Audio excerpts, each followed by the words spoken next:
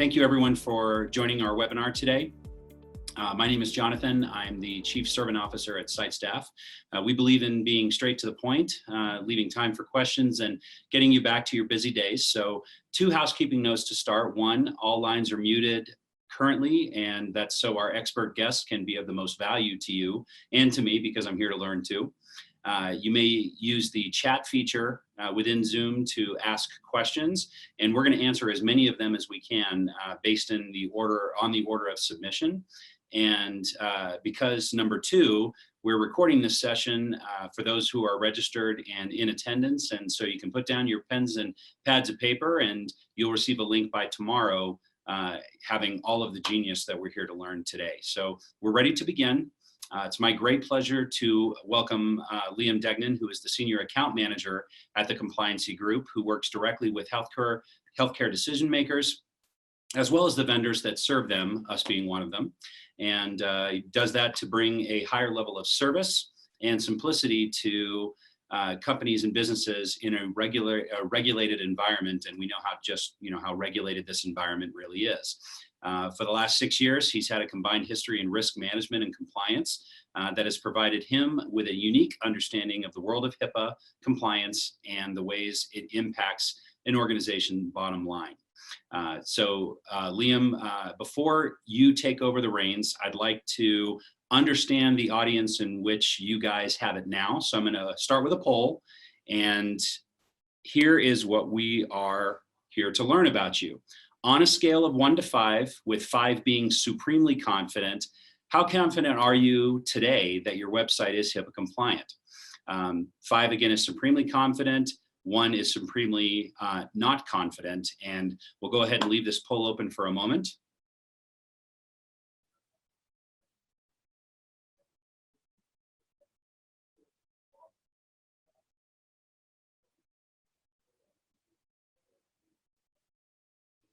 And just a few more seconds here before we shut down the poll.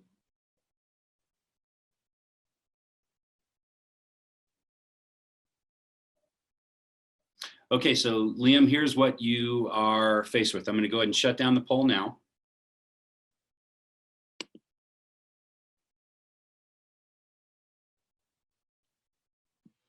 And Liam, we have, well, thankfully we don't have any 5s, so we're all here to learn today, but even better, we don't have any 1s, so nobody's going to get fined today, or at least lose any sleep over it tonight. So about 25% 2s, 35% 3s, and the rest are 4s. So there is some confidence already, which is great to see. So with that being said, Liam, now you know your audience, and we're all here to learn from you. So welcome, Liam, and take it away. Yeah, that's wonderful. And thank you so much for hosting this, Jonathan, and for just the partnership. We obviously appreciate it on our end. So thank you sincerely for having me today. And thank you all for joining. Again, we really appreciate and want to be respectful of your time. So I will do my very best to not be too terribly long-winded. Really, what we want to kind of bring out today is specifically in relationship to your website, okay? Things to be aware of, both that you should be doing, but also things that maybe you should be careful to avoid. Because from a compliance perspective, okay, it's very interesting. Within the last 2 years, with a lot of the advancements in technology and marketing, and as people start taking some of these things a little bit more seriously, there's actually been an uptick in terms of government enforcement, in terms of things that we are seeing coming out from the way that people are managing their websites and their overall internet presence. And so it's really what we want to discuss today, just to add a certain level of awareness. Keep in mind, if you would like more education and information relevant to some of the things that we're talking about today, we have an entire webinar archive where if you go to compliancygroup.com/webinar, you can actually register for upcoming webinars and also request access to our webinar archive, okay, along with any number of, we have HIPAA checklists, white papers, articles, infographics available through our blog.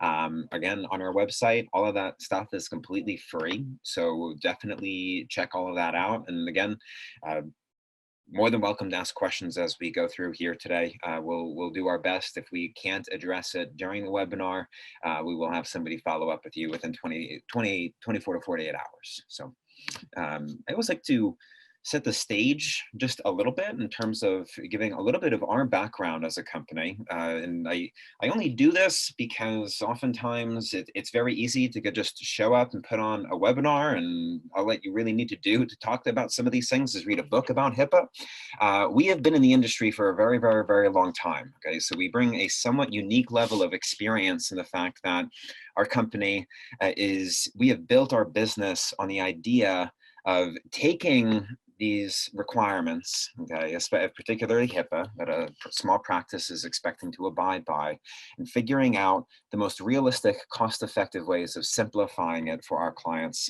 so that you can focus on doing your job, right? And this is my job, right? I talk about HIPAA all day, and I frankly don't like or want to be thinking about HIPAA all the time. So I can only imagine in your position that you would be much better equipped to do what you do best, and figure out the simplest ways of handling these compliance requirements, right? So, and that's really what we want to do.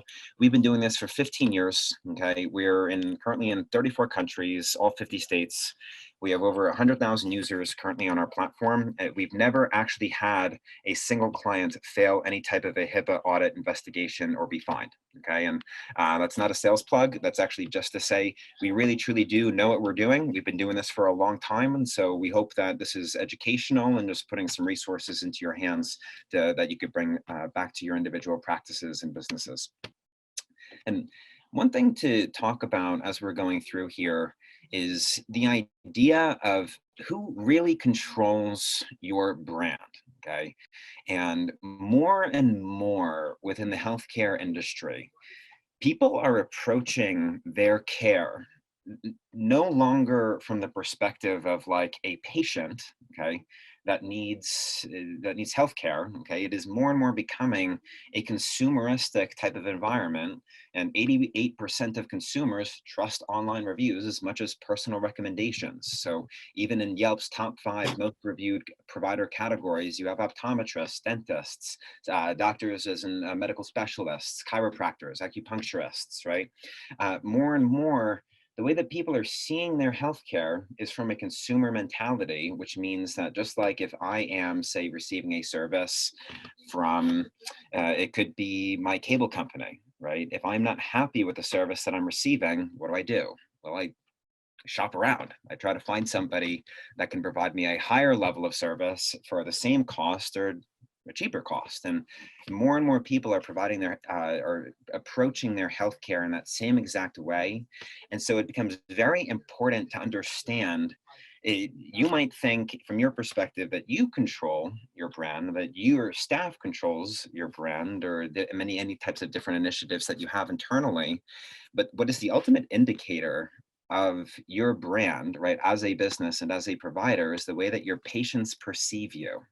And learning how to both understand that and leverage that becomes incredibly important. And a great way to handle some of that is through boosting your overall online presence, okay? Because everything, okay, is searched and reviewed and analyzed in an internet context nowadays. And so even for things like online review sites, which ultimately links it back to your websites, okay, 72% of people will go online as the first step to finding a new doctor. For those patients that have already decided to use you, 19%, even after they receive your services, will go online to validate their choice and make sure that everything is kosher. 9%, so let's say that you have patients that have been using you for years and years. Okay? 9% of those patients will go online just to evaluate you, just to make sure that there's not something that they could be getting better, okay? And figuring out a way to leverage this is incredibly important, because what I'll say is that what people hear about the healthcare industry on the news, okay, and in the general public eye is by no means positive, okay? What people are hearing about right now within healthcare is the breaches, that are happening, okay? Roughly, I think it's 72,000 patient records, or a number around there, is breached on a monthly basis. The fines that the Office of Civil Rights are levying due to those breaches and the investigations that are being conducted. If you can stay ahead of that curve, right, and where what all of your patients are hearing is a steady stream of information saying they should not trust you, okay, imagine how it would change the face of your practice, how it would enable you to both acquire new patients and retain your current ones. If you could make your patients believe that you take their privacy and their security seriously, and that you have taken specific measures to ensure that all of those things are in place, right? It can tremendously impacts even your bottom line, okay? So statistically speaking, a practice that is compliant and secure is 15% more profitable than one that is not. Which is just some really powerful data, because all of this contributes into many of the same things, and even the overall importance of technology. So not just HIPAA, but understanding the importance of utilizing technology to communicate and bring out these things and leverage your services. Even something as simple, okay, as using online scheduling and improving your online presence can bring in 20% more new patients. Okay, this is why a company like SiteStaff is such a great resource, because they give you a very simple and effective way of doing that. 2 out of 3 patients, another statistic I think is just so powerful. 2 out of 3 patients would actually switch providers just for the sake of having access to their medical records online, because they feel like their information is not accessible in the many contexts. 61% would say that digital services are important when choosing a physician, okay? 64% would schedule online. All of these different things. This is the world that we live in today. And if you're not staying ahead of that curve, you're going to wind up in a position where you're falling behind very quickly, making it difficult to retain your patients in what is becoming a very consumeristic environment, and then also getting new ones. And the ultimate cost of that, okay, if we're talking about both from a retention perspective, the biggest cost, so you don't even think of this in terms of, you could of course be fined if you're non-compliant and if you're not taking these things seriously, but understand the true cost of patient loyalty. It will cost your practice on average 6 to 7 times more to bring on a brand new patient as compared to just retaining the ones that you have right now. And right now, statistically, 89% of patients will shift to other brands, hoping for better patient experience and engagement, okay? We have to stay ahead of that curve. And a part of that begins right when the patient hits your website, okay? And the initial impression, the initial experience, okay? That first impression that they have about you. And a great statistic actually that I found through SiteStaff is that out of 1 out of 15, okay, only 1 out of 15 people that hit your website, okay, within the first 15 seconds will actually stay on, okay? All of the others within 15 seconds, okay, or I'm sorry, it's 9 out of 10 people will leave your website within 15 seconds and never return, okay? So all of this stuff is becoming much, much, much more important to take seriously. And a lot of that comes down to understanding what really makes patients loyal. And so for just a second, I want to talk about some overarching principles as it relates to HIPAA, okay? Because realistically, you can make your website HIPAA compliant, okay? You can take a lot of these things very seriously. That doesn't mean a whole lot if your practice itself is not operating in a compliant way, right? Because your website can't be compliant just in a vacuum unless your practice itself is HIPAA compliant. And what I want to kind of do here, what's interesting and what we have seen is that some of the biggest brands in the United States actually use compliance frameworks very similar to HIPAA to grow their brand loyalty. So if we look at what are 5 key predictors of patient loyalty: overall satisfaction with the service that they're receiving from you, your reputation, okay, which is why, again, we talk about online reviews and boosting that online presence. That's really where a lot of that is going to come out. Are they satisfied? So if a problem happens, are they satisfied with how you resolved that problem? Do your staff follow through with what they say they will do? Do they treat your patients with dignity and respect, right? All of these different things. You'll notice there is one thing here that if you can get this right will impact all 5 of these things, and that is your staff, okay? The way that your staff treats your employees, how they handle issues, if they follow through with what they say they will do, the service that they are giving to your patients. What's interesting, okay, everything with compliance ultimately is about your staff, right? 86% of the breaches that happen in healthcare are due to not just failing technology, but failing people, right? It's administrative errors that lead to the overwhelming majority of breaches that happen. And the document that you see here on the screen, okay, these 7 elements, this is called the 7 fundamental elements of an effective compliance program. This actually comes directly from the Department of Health and Human Services and the Office of Inspector General in terms of what they say they want to see as their boilerplate requirement of HIPAA, okay? And what I want to kind of do here, when we talk about some of those big brands, okay, Starbucks specifically, okay, does every single one of these 7 things, okay? So think about why Starbucks is such a big, popular, successful, well-known brand, okay? It is because I can fly to Los Angeles and order a latte or a frappuccino. And I can then fly back to New York, okay, order the same exact latte or frappuccino or whatever type of coffee, cup of coffee you particularly enjoy.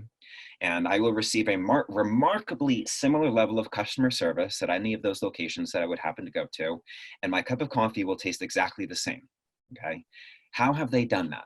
Okay, well, the first element of an effective compliance program as defined under HIPAA is implementing written policies, procedures, and standards of conduct, okay? Making sure that all of your employees are reading from the same playbook.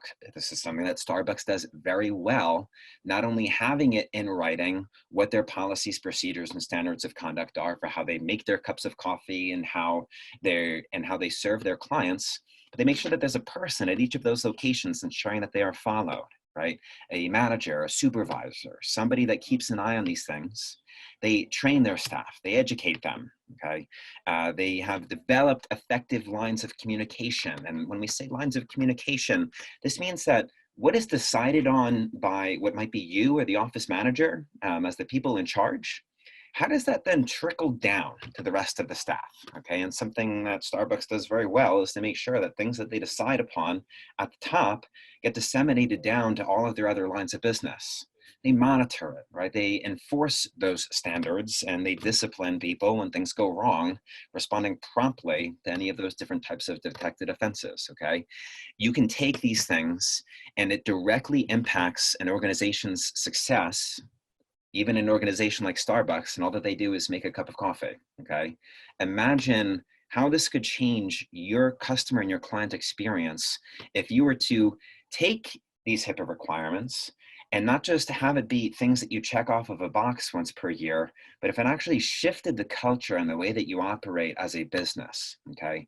It's tremendously valuable in the way that your clients see you and perceive you. And from a HIPAA perspective, right, all of these things ultimately come down to what are very specific sets of annual requirements in terms of what need to be documented. What we see a lot of people doing is something like a security risk assessment to identify their technical needs. They might remediate some of those gaps. They'll have a HIPAA manual and maybe train their employees. But predominantly, out of 16 practices that get audited for HIPAA purposes, okay, only 1 passes because HIPAA is an entirely binary issue, right? There is no such thing as being mostly HIPAA compliant or partially HIPAA compliant, right? You see here on the left, HIPAA Light. HIPAA Light does not exist in the eyes of the US government, okay? Most people don't pass because they are either not addressing these things comprehensively, like what you see here on the right, or they do not have documentation thorough enough to be able to prove that they're doing all of these things, or they're not tracking it and maintaining it year over year. Okay, and that's really what needs to be happening within your practice, both in the way that this impacts the way that you run your business, the way that you document it and then track it. Okay, whether it's your annual risk assessment, making sure that you're identifying any possible gaps in compliance, remediating them, taking your policies and procedures seriously, training your staff, making sure that everybody has reviewed these things, all of these different things, okay? We talk about this foundationally, because realistically, I can speak to you about your website, but making your website HIPAA compliant, okay, there's technically no way of making your website HIPAA compliant unless you are HIPAA compliant to begin with, right? There's no such thing as technically HIPAA compliant technology or a HIPAA compliant website. There are HIPAA compliant organizations, and your website is compliant as a result of that, as long as it is absent of any violations. So that's just some foundational knowledge here as we keep moving. Now, to kind of round all of this out and get very practical, let's talk about first 5 HIPAA compliant website do's. And then I'm going to get into some don'ts and actually share some real world examples of things that have happened within the last 2 years for small practices that got some of this mixed up, okay? And you'll see the first step there in terms of do's is become HIPAA compliant, okay? If you have not conducted a risk assessment within the last year or so, okay, you're not HIPAA compliant, right? That's an annual requirement of the law that you are assessing those risks and documenting them. That's really the first step. As long as you are doing that risk assessment, you'll be identifying gaps in all other areas. That's really what the government considers the most foundational HIPAA requirement, okay? Number 2, utilize HIPAA compliant web forms and encryption. Okay, so an encrypted web form, okay, is a great way, like you saw before, online scheduling and being able to generate like actual leads for your practice through the website, and especially from a marketing perspective. HIPAA compliant web forms are a great way to do that as long as they are encrypted. Same thing with utilizing a HIPAA compliant hosting service, okay, as long as you have a business associate agreement in place with that hosting service, you will save yourself a lot of headaches and liability, and just making sure that both the environment that your website exists in is already compliant to begin with. Now, the advantage of even what we're discussing today is that site staff can take care of a lot of those things, even through their live chat software and the scheduling things that they have available. So do keep that in mind, that that's a feature that would be available right to them. Now, another thing that's a very good idea, have your notice of privacy practices readily available on a separate page in your website. And when somebody fills out that form, okay, they should check off, okay, I consent to, you know, X privacy policy, and they can have a link to where they can review it. That's a great way of just ensuring that if somebody fills out a form on your website, you actually then have the right to reach out to them. Because as we get into some of the do nots, if somebody requests information from you on your website, you technically do not have the right to text or email them under any circumstances unless they have checked off a box like that and agreed to it, okay? That becomes extremely important. And last thing, make sure that if you are putting patient testimonials on your website, patient testimonials are a tremendous way to market your practice, okay? Having those things on your website, other clients who have had that experience, okay? But as we'll see in a second, it can come back to haunt you if you don't have the right written consent in place, okay? So those are some 5 HIPAA compliant do's. Now, not to be scary, but now we're going to get into some do nots, and I'll talk about some real world examples of practices that were fined for not doing this properly, okay? On your website, under no circumstances should you post information that confirms the identity of a patient, particularly if you don't have written consent, okay? Generally speaking, if you're gonna post testimonials, it is really a best practice to not even use that patient's name, even if you have their permission. Now, 2 examples of times where this has happened. So about 2 years ago, there was a physical therapy practice that was audited and fined $25,000 for posting a patient testimonial on their website. Now, what happened here is that this patient actually had a very positive experience in this practice, sent the practice an email basically praising the staff, saying how great that they were. But in this email, obviously, she was talking about things that she was treated for and things that she wanted to keep entirely private. This physical therapy practice took that very nice review that she emailed to them and that testimonial, thanking them for their positive service, and put it up on their website and included her information. Did not get any type of written consent from her to do that, okay? the patient felt incredibly uncomfortable. She submitted a complaint about it so that she could get that taken down. The government ultimately investigated it and fined that physical therapy practice $25,000, okay, because they didn't have any type of written consent, and they blatantly exposed this woman's protected health information online, okay? In a very similar situation, just this past year, I believe it was in September, there was a dental practice that replied, even on their website, they replied to a review on their Yelp page, okay, confirming the identity of that person as a patient, okay. Ultimately, what happened, same thing, that patient submitted a complaint, okay, and in this particular case, it was a negative review, so this particular patient already had reason to complain about the practice, okay.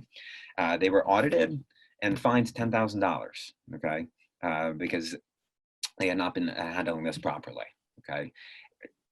Take that very, very seriously, okay? You want to be careful. Like, I have actually seen practices that have on their website like a widget linking to their Google review feed, and where you can kind of scroll through that. It's very, very dangerous, okay? Make sure that you have written consent. Even if you are replying to somebody's review, very simply just say, thank you for your review. We very much appreciate it. Don't use their name. Don't confirm that they actually came into the practice. Nothing like that, okay? Now, second thing, do not email or text a patient without consent. And this goes back to what we said about utilizing HIPAA compliant web forms, okay? And making sure that you have that consent in place right when they fill out that form, okay? Or through your scheduling application. Because realistically, if you don't have that in place, and most recently I went to a dentist, okay? And they had me sign a form as a part of my onboarding there, confirming that they had permission to send me emails and text messages. And following that visit, they actually sent me a text message asking me to leave a review, something that I'm happy to do, right? Because I had a very positive experience. But if you don't have that consent in place, it's just a dangerous thing, because you're technically violating that person's privacy, as it would be under the law. Third thing, do not utilize even a HIPAA compliant web form unless you have the proper protections on your end, okay? And this is realistically something that you should have in place anyway as a practice if you are storing or emailing any patient's information, but you should have an encrypted email service, right? You should have encryption in place on your network and your drives in general, just to make sure that that's protected. Otherwise, you might, that information could be transacted in a compliant way through that web form, but when it comes to you, it is now not being protected, and that's technically out of compliance, okay? And do not respond to patients sharing of a diagnosis or service. So whether it is within your practice, if it's online, if it's somebody submits something or a request through your website, make sure that you take all of those requests either offline, okay, or in the context of the practice where it could be handled properly. And if you can do these, both the do's and keep in mind a lot of these do nots, it will serve you very, very well in the context of just making sure that you can utilize the advantages of a lot of these technologies and the advantages of your website. And again, even site staff, with a lot of the tools that they provide, can take care of a lot of these things for you in a very simple way. And one thing, really last thing that we want to cover in relationship to your website is, if we're talking about a differentiator, okay, and a way that you can communicate to your patients the fact that you take their privacy and their security seriously, this is more or less a shameless plug for our company, okay? But our seal of compliance has statistically been shown to yield a 17% higher conversion rate in terms of patient acquisition, okay? Now, it doesn't have to be our seal, okay? And what's interesting is that you'll even see brands like phone.com, as an example, utilizes that seal of compliance as a way to generate leads with medical practices and other vendors that need to be HIPAA compliant, because it's a very simple way of being right on your website, being able to show people that you are compliant. In our case, it's actionable. Anybody who clicks on that seal is automatically routed back to us, where they can request verification of your compliance. We handle all of that for you. It's really just a way to have a third-party verification of your compliance. So it's not just coming from you. And again, this does not need to be us. I talk about us because that's what my experience is. But having a third party verify you can be really powerful from a marketing perspective. It's really just a differentiator like any of the other things and security specifications that you might want to post on your website. Now, if there's any questions, I would be happy to address that now. Do keep in mind, again, from a HIPAA perspective, all of those different things is what our platform is designed to cover. So we have a very simple, streamlined approach to this so that we can get you through all of those different HIPAA requirements, whether it's your annual risk assessment, policy and procedure implementation, staff training. We're kind of like the equivalent of QuickBooks for accounting. We're kind of like QuickBooks before compliance, if you're looking for just a simple way of handling these things. So, and as a part of this webinar, we do have a free security and compliance checklist. So if you hit that link at the bottom, or just copy it down, you can Google it after. It's available for free on our website. So definitely feel free to check that out. And I would be more than happy to answer any HIPAA related questions that we have coming in.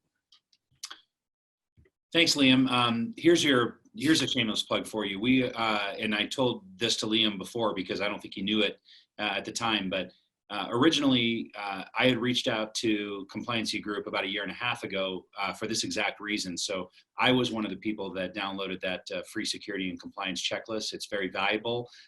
There's a lot of just very easy do-it-yourself, but just because you can do it yourself, just because you can write down what Liam is telling you, doesn't mean that you either have the bandwidth to be able to do it or that you want to entrust this responsibility on site. Because to Liam's point about, being able to have a third party be able to verify compliancy, I think is very powerful. And we're pleased to be the newest client of the Compliancy Group as a result.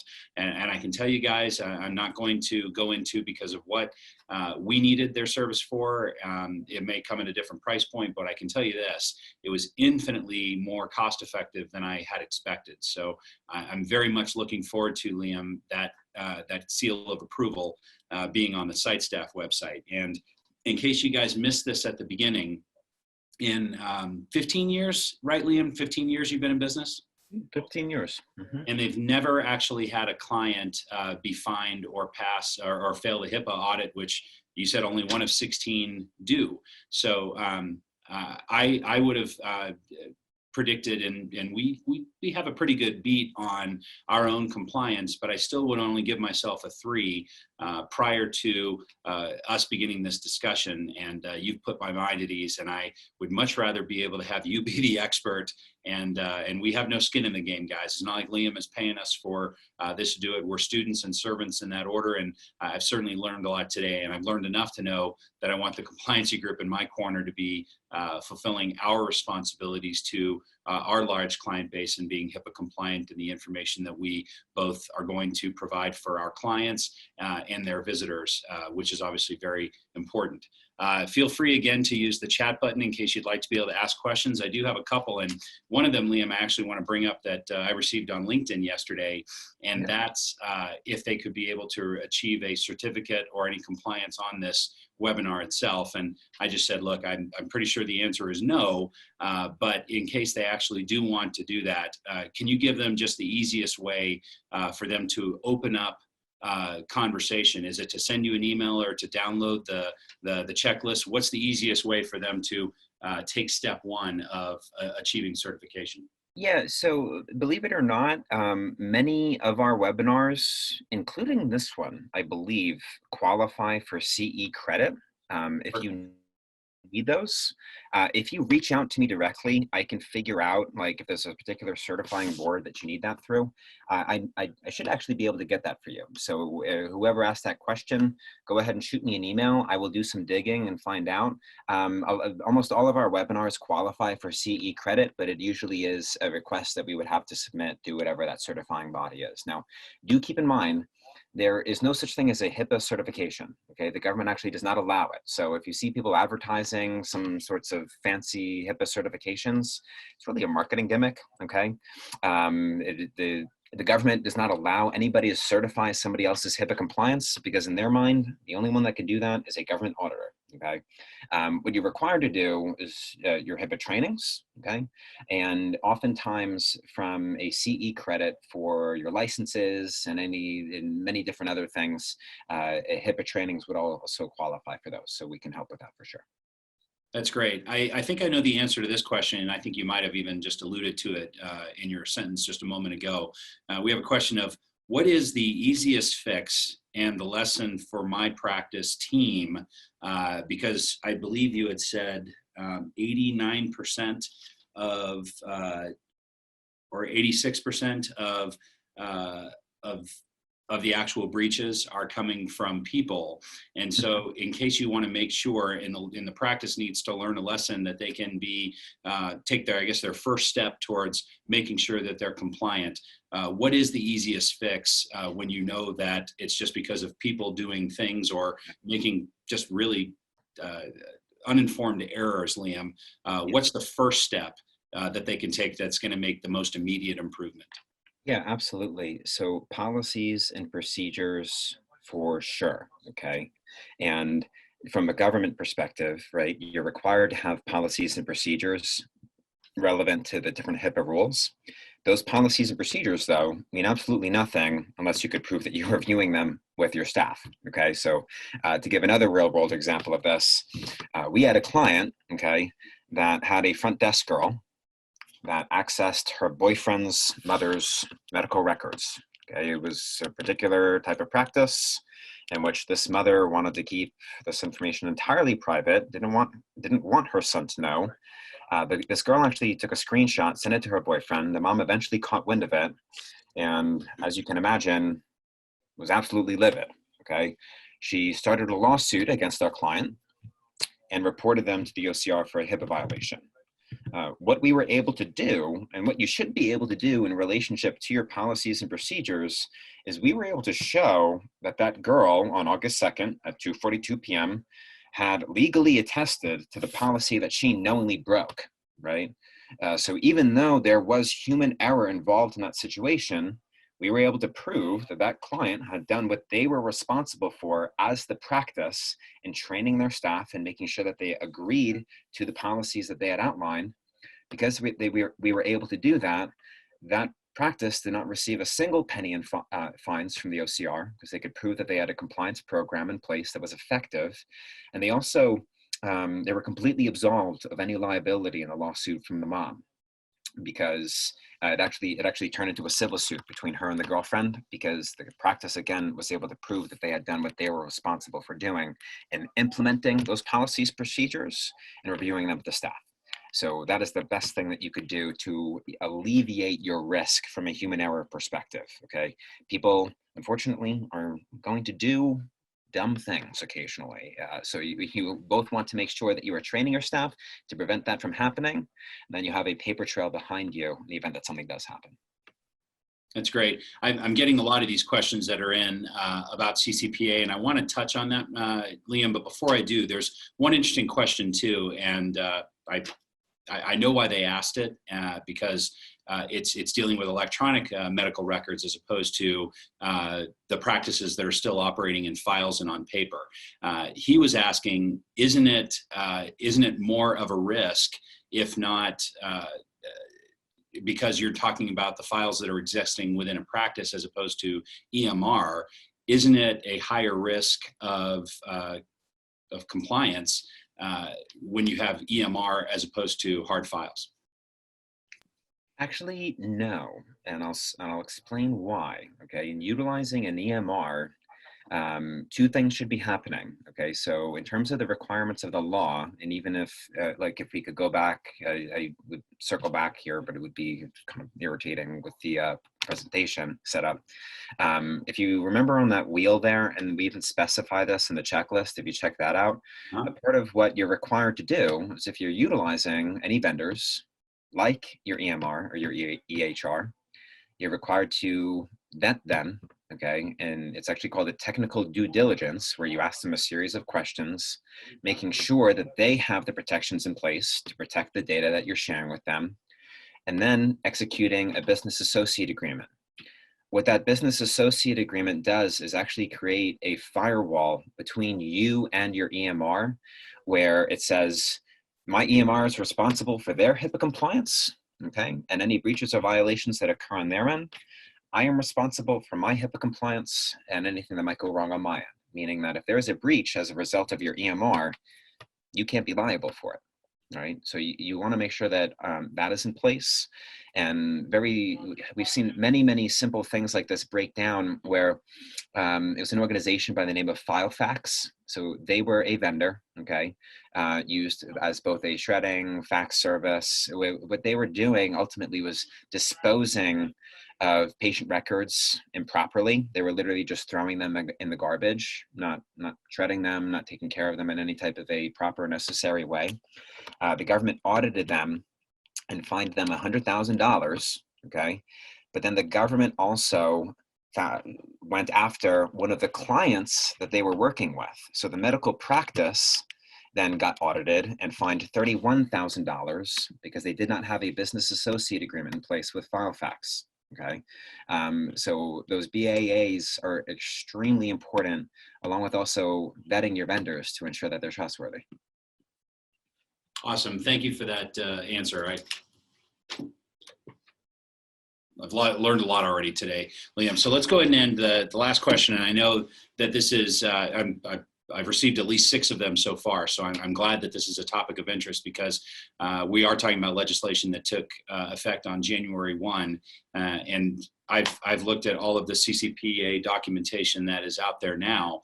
But what can you share, Liam, as far as what your services may include, as far as remaining, true to that California Privacy Act, but and how may that be different than what HIPAA is requiring, and how could somebody like the compliancy group help to make sure that people are abiding by those new laws if they're doing business in the state of California?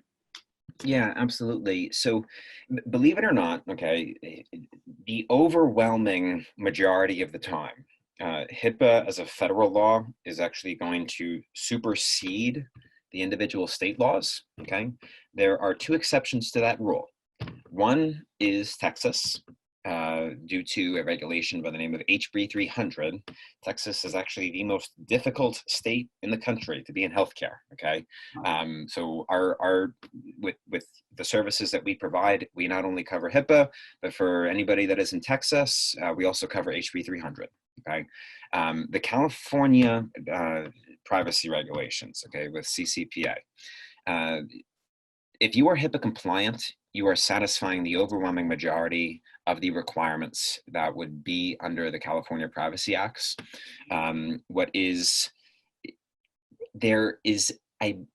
As far as I know, okay, and I really, my own expertise, because it is somewhat of a new thing, we are rolling this out so that it is now going to be bundled in with our process. If you are a client in California, for most of our clients, it can be as simple as adding the few privacy policies that you may need to have in addition to your HIPAA policies, okay, and following the same processes that you would with any of your other HIPAA stuff, okay. So quite often it is not that complicated. My own expertise on it is quite limited, because I'm not an expert when it comes to things like that. But I will say that it is being rolled out very soon to be included with our HIPAA program. That's great. Follow-up question, and thank you for asking this, Mark. If you have things that might fall outside of, is there anything that you can be able to talk about that are compliancy concerns, or whether it's in Mark's business specifically, or just the things that are still important and obviously having to do with privacy, but they may actually fall outside of HIPAA?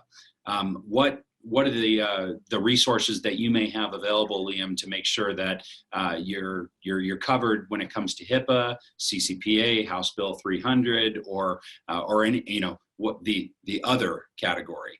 What resources might the compliancy group or might even just be available to the public in case that they fall outside of the realm of HIPAA, but that's still very private and important data?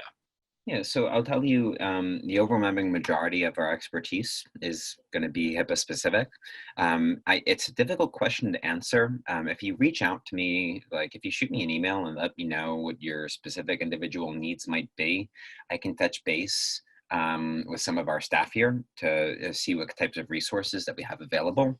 Because often, like we get a lot of questions surrounding GDPR for the European privacy laws and other certifications like ISO and SOC 2 and What about HIPAA in Canada? the Canada privacy regulations.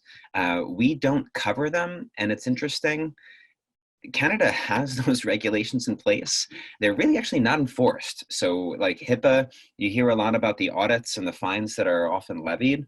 It's very rare to hear of an audit and a fine being levied for the Canadian privacy regulations. But Wow. our expertise is most predominantly on HIPAA. So I would say to keep us in mind for that. Other things we may or may not be able to help with, I would have to have more of an in-depth conversation to give information on that.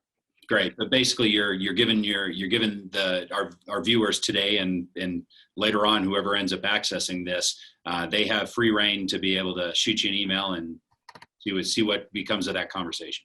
Absolutely, without a doubt. Yep. All right, fantastic. Well, Liam, I so appreciate it. I know we've been working on being able to deliver this for a while, but I think our timing is terrific in the beginning of the year.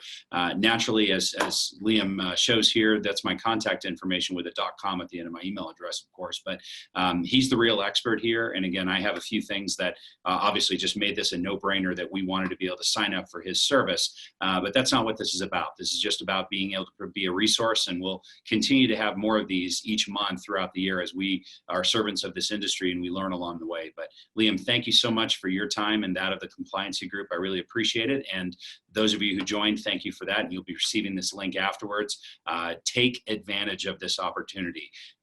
Download that compliance checklist. It's a wonderful first step that led to us being able to do what was necessary, because the fact is we don't know what we don't know, right, Liam? And ultimately, I think we all have an obligation to our clients and that of our business to make sure that we have that we're doing everything in our power to not just remain compliant for our own business sake, but protecting the information that our own clients, patients, and so forth are willing to share. So again, thank you, Liam. I appreciate everybody's attendance, and stay tuned for more information. And please reach out to Liam with any other questions. Have a great day, everybody. Brilliant. Thank you all for joining, and thank you for having me, Jonathan. Thanks again.